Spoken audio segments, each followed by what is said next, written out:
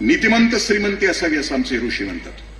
म्हणजे घरात येणारा पैसा कसा असावा? तृप्त असावा, कुणाच्या मुंड्यावर गळून येणारा नसावा, कुणाच्या पापाचा नसावा, भ्रष्टाचाराचा नसावा, नीतिमंत श्रीमंती असावी. गंमत अशी आहे की पापाच्या पैशामध्ये लोक सुखाची अपेक्षा करतात आणि पापाच्या पैशामध्ये घर बांधतात आणि वास्तुशास्त्राच्या आधारे बांधतात.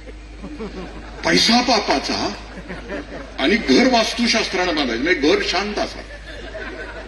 हे शक्य आहे का? म्हणजे एखाद्या मटण शॉपला अहिंसा मटण शॉप नाव दिल्यासारखं आहे ना. पापाच्या पैशाच्या घरामध्ये वास्तुशास्त्र म्हणजे असतं काय की ईशान्येला ईश्वर असावा, देवघर ईश्वर ईशान्येला असावं.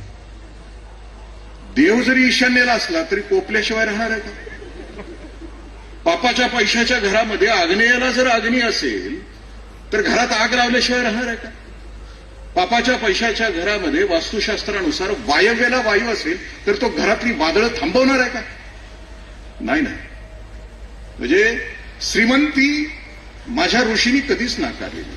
घरात येणारा पैसा तृप्त असला पाहिजे. दुसरा तपश्चर्याचा असला पाहिजे, लॉटरीचा असता कामा नये.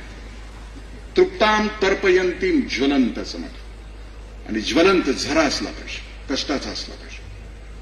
कारण लक्ष्मी घरात आली तर घरामध्ये समाधान आणि सुख देते.